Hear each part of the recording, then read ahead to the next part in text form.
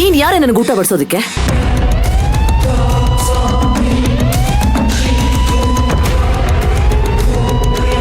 ನಿನ್ನಂತೋಳ್ ಮುಖ ನೋಡೋದಕ್ಕೂ ನನ್ಗೆ ಅಸಹ್ಯ ಆಗತ್ತೆ. ಹೋಗೆ ದೂರ ನಿಂತ್ಕೋ.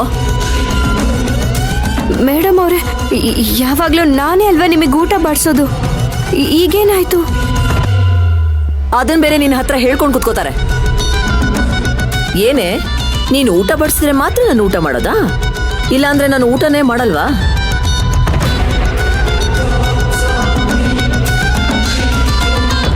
ಸಮ್ಮು, ಊಟ ಮಾಡ್ಬೇಕಾದ್ರೆ ಇಷ್ಟೊಂದು ಕೋಪ ಮಾಡ್ಕೋಬಾರ್ದು. ತಿಂದಿದ್ದು ಮೈಗೆ ಹತ್ತಲ್ಲ. ಇವಳು ಮುಖ ನೋಡ್ಕೊಂಡು ಹೇಗ್ರಿ ತಿನ್ನೋದಕ್ಕಾಗತ್ತೆ? ನಮ್ ಮನೆಗೆ ಒಕ್ಕಿಸ್ಕೊಂಡ್ರು ಅನಿಷ್ಟ ಇವಳು.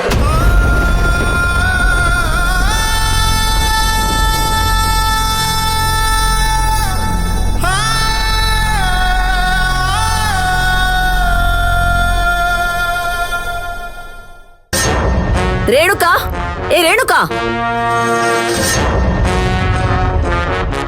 ಮೇಡಮ್, ಇವಳಿಗೆ ಹೇಳು, ಇನ್ಮೇಲೆ ನಾನು ಊಟ ಮಾಡ್ಬೇಕಾದ್ರೆ ನನ್ನ ಕಣ್ಣು ಮುಂದೆ ಇರಬಾರ್ದು ಅಂತ. ಇನ್ಮೇಲೆ ಎಲ್ಲಾ ಕೆಲ್ಸನೂ ನೀನೇ ಮಾಡು. ಸರಿ ಮೇಡಮ್.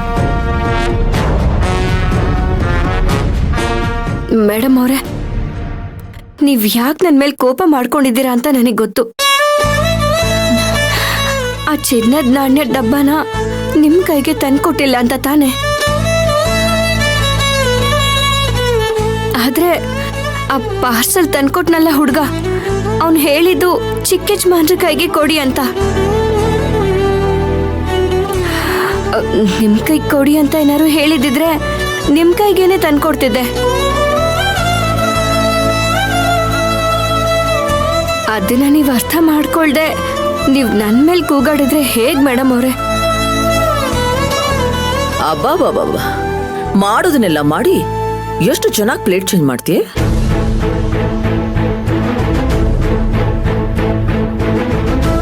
ನನ್ನ ಮತ್ತೆ ತಾರಕ್ ಮಧ್ಯೆ ತಂದಿಡ್ಬೇಕು ಅಂತ ತಾನೇ ನೀನ್ ಇಷ್ಟೆಲ್ಲ ಮಾಡಿದ್ದು. ಅದನ್ನ ಸಾಧಿಸ್ಬಿಟ್ಟಿಯಲ್ಲ. ಈಗ ನಿನಗೆ ಹಾಲು ಕುಡಿದಷ್ಟು ಸಂತೋಷ ಆಗಿರ್ಬೇಕಲ್ವಾ?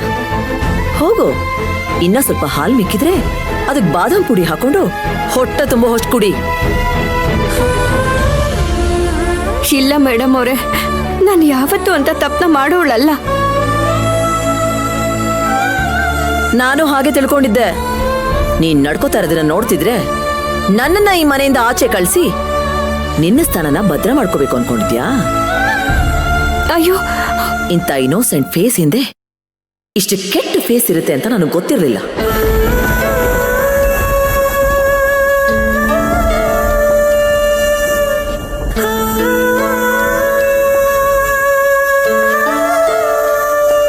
ಇನ್ನೊಂದ್ಸಲ ನಿನ್ ಮುಖನೇನಾದ್ರೂ ನನಗೆ ತೋರಿಸಿದ್ರೆ ನನ್ ಏನು ಮಾಡ್ತೀನೋ ನನಗೆ ಗೊತ್ತಿಲ್ಲ.